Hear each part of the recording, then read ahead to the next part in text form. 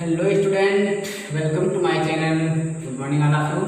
Today in this video, I shall teach you type of quadrilateral. Type of quadrilateral. इसके पहले आपने पढ़ा quadrilateral के कुछ क्वेश्चन सॉल्व किए और टाइप ऑफ पॉलीगॉन पढ़ चुके हैं। आज इस वीडियो में आप पढ़ेंगे टाइप ऑफ क्वाड्रिलेटरल यानी चतुर्भुज के प्रकार।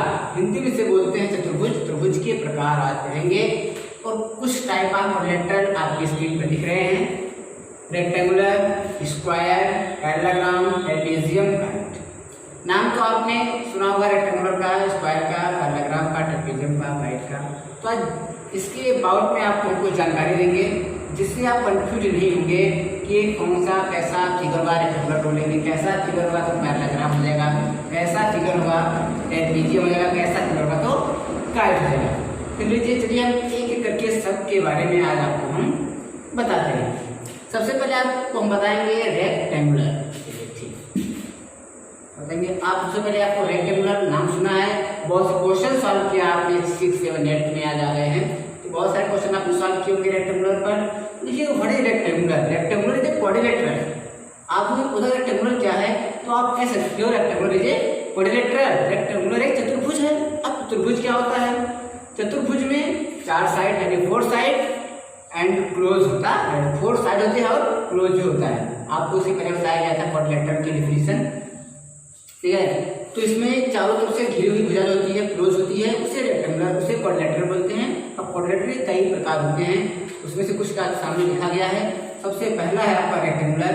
रेक्टेंगुलर जो होता है, रेक्टेंगुलर की जो अपोजिट साइड होती है, रेक्टेंगुलर की अपोजिट साइड जो होती है वो इक्वल होती है। कह सकते हैं आप जिस क्वाड्रिलेटरल की अपोजिट साइड इक्वल होती है उसे हम रेक्टेंगुलर कहते हैं। क्या कहते हैं? Rectangular is a quadrilateral which opposite side is equal. इसे मान लीजिए यानी हिंदी में आप कह सकते हैं रेक्टेंगुलर मतलब आयत होता है आपका, यानी आयत ऐसा चतुर्भुज है जिसकी आमने सामने की भुजा बराबर होती है और जो मोस्ट इंपॉर्टेंट बात है उसके प्रत्येक जो एंगल होते हैं ऑल एंगल 90 डिग्री के होते हैं।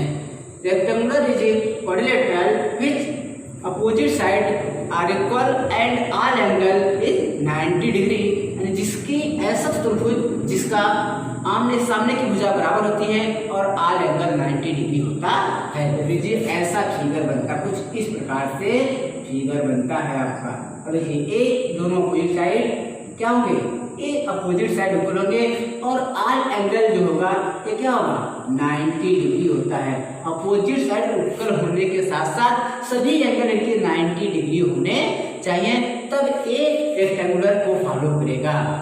ये नहीं कि जो इसके आमने सामने की जो भुजा हो वो आपकी इक्वल हो, बट ये इसी तरह से मान लीजिए कोई ऐसे हो, ऐसे हो, फिर ऐसे हो, ऐसे हो और उसका एंगल 90 डिग्री ना हो। इसमें तो भी ये भी बराबर हैं, लेकिन क्या है ए इसके एंगल 90 डिग्री नहीं होंगे तब ये रेक्टेंगुलर नहीं माना जाएगा। तब ये कहाँ चला जाएगा?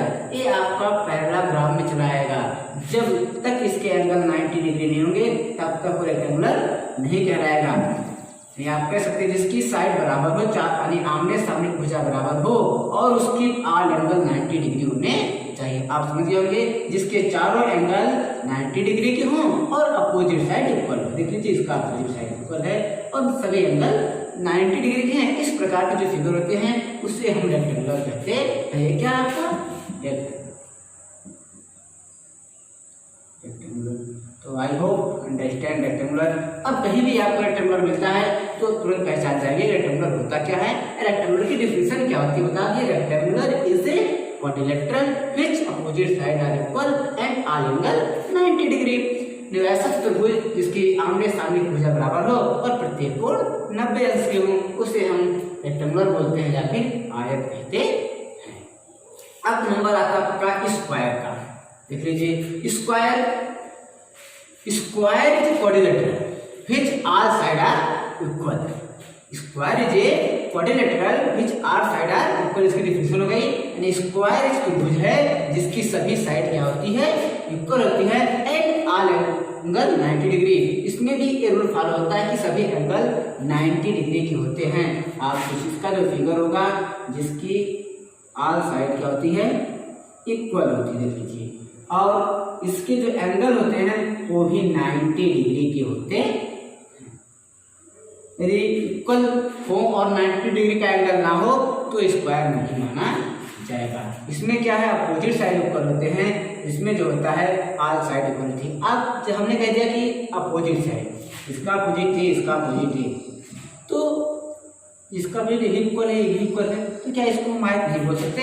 क्योंकि इसका डिफिनेशन हमने पढ़ा ना, अपोजिट साइड, तो इसका अपोजिट है, इसका अपोजिट है, ये भी तो इक्वल है और एंगल भी 90 डिग्री है, तो थोड़ा कंफ्यूजन हो जाती है। क्या हम स्क्वायर को एंगल बोल सकते हैं? हाँ, अगर स्क्वायर को हम रेक्टेंगुलर कह सकते हैं, लेकिन सभी रेक्टेंगुलर को स्क्वायर नहीं कह सकते, क्योंकि रूल के अनुसार, अगर रूल के अनुसार जाएंगे तो, क्योंकि इसका जो opposite side equal all angle 90 degree, देख लीजिए अपोजिट साइड तो है, भी इक्वल है और 90 डिग्री भी है, तो इसको हम बोल भी सकते हैं, ऐसी बात नहीं है। लेकिन जो आयत होगा, आयत को स्क्वायर नहीं बोल सकते हैं। I hope understand this question. इसका जो आप हो गया स्क्वायर, स्क्वायर का मतलब होता है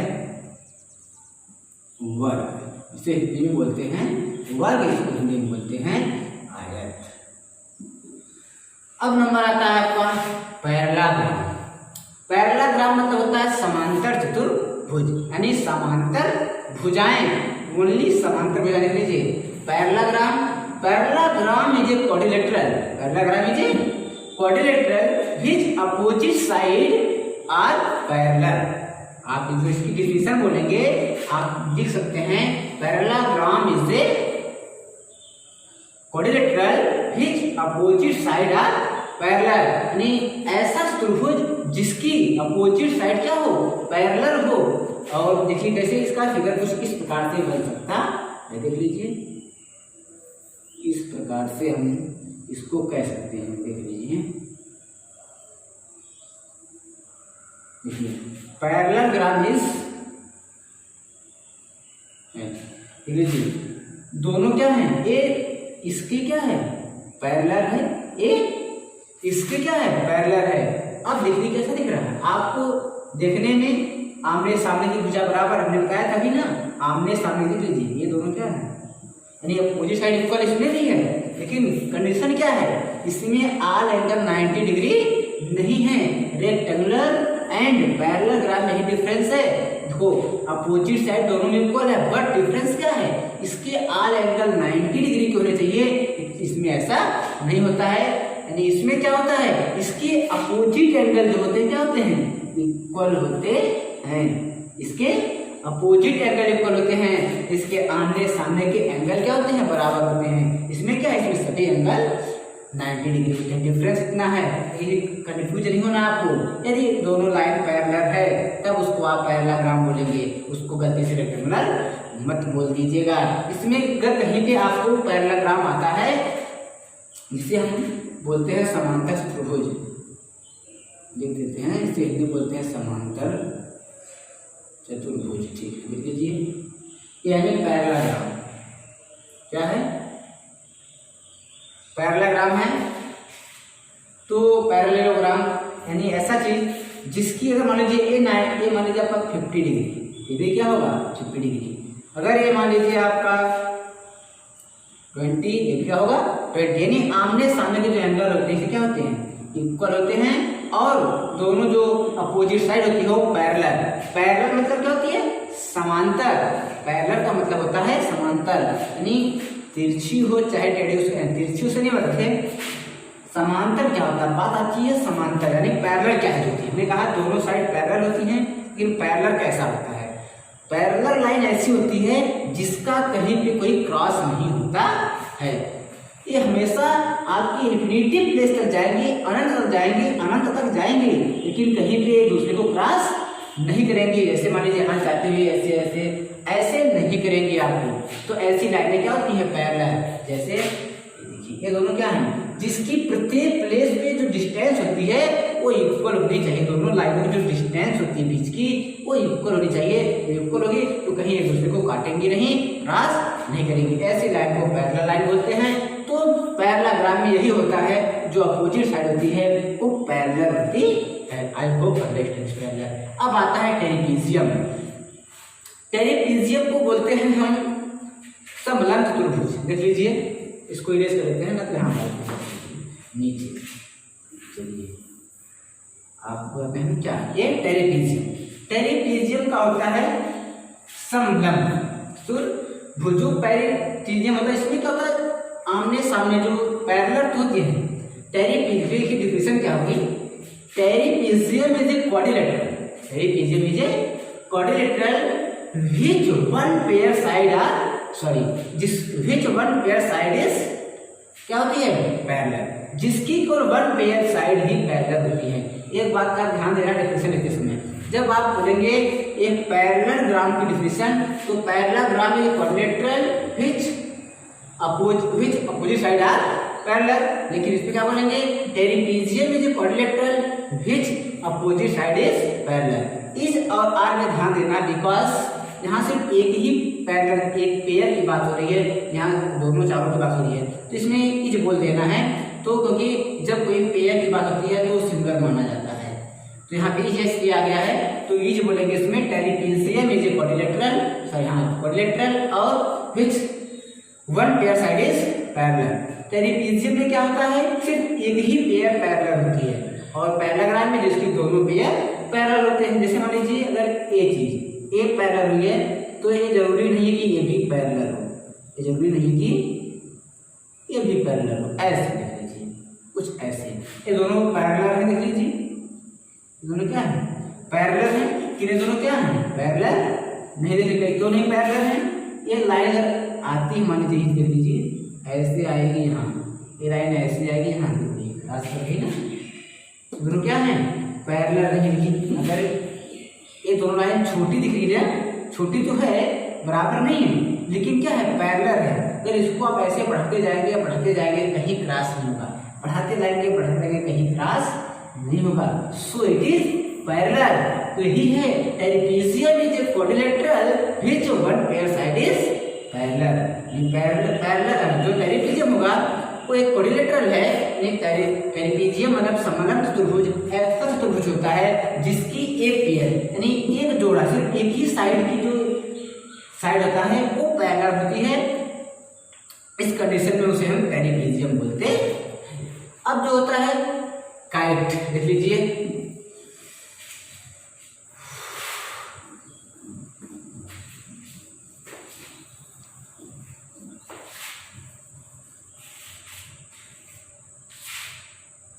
काइट के बारे में। जो काइट क्वाड्रिलेटरल होता है वो आपको काइट के आकार का होता है, कुछ ऐसे आपने देखा होगा कभी बना हुआ फिगर, यूं देखिए इस प्रकार से होता है। क्या होता है, kite is quadrilateral which one pair side are equal, जिसकी वन पेयर साइड क्या होती है, इक्वल होती है। जैसे मान लीजिए ये जो दोनों साइड हैं, जो यहाँ से यहाँ तक क्रॉस की ना, ये दोनों क्या हो, बराबर होनी, एक पेयर हो गया ना, ये दोनों साइड होनी की है बराबर होनी, जितनी दूरी इसकी उतनी लेंथ इसकी भी होनी चाहिए, तब उसे हम काइट क्वाड्रिलेटरल बोलते हैं। या फिर जो इसकी जो डिस्टेंस यहाँ से यहाँ तक क्या होनी चाहिए, इक्वल होनी चाहिए, तो उसे हम क्या बोलते हैं, काइट क्वाड्रिलेटरल बोलते हैं। जैसे आप ऐसे हो सकता है, देख लीजिए अगर ऐसा कर जाए तो इट इज नॉट काइट, अगर ऐसा कर दिया जाए तो यानी यहाँ से लेके यहाँ से यहाँ तक ये दूरी बराबर होनी चाहिए, ऐसा कर दिया जाए, ये सब चीजें क्या होनी चाहिए, ये बराबर हैं, तो इसे काइट बोलते हैं। अब ऐसा कोई काइट का आकार बन जाए इस प्रकार से, तो ये नहीं होगी, क्योंकि इसकी क्या है ना, तो ये दोनों साइड बराबर है ना, तो ये दोनों साइड क्या है, बराबर है। तो आप टाइप ऑफ क्वाड्रिलेटरल के बारे में समझ गए। अब मैं आपको नेक्स्ट वीडियो में इन सब पर क्वेश्चन बताऊंगा, क्वेश्चन सॉल्व कराऊंगा। आज की वीडियो में बस आप इन जो टाइप ऑफ क्वाड्रिलेटरल है अच्छे तरीके से इसको रिवीज कर लीजिए, पढ़ लीजिए, कि कहीं भी क्वेश्चन में आपको फिगर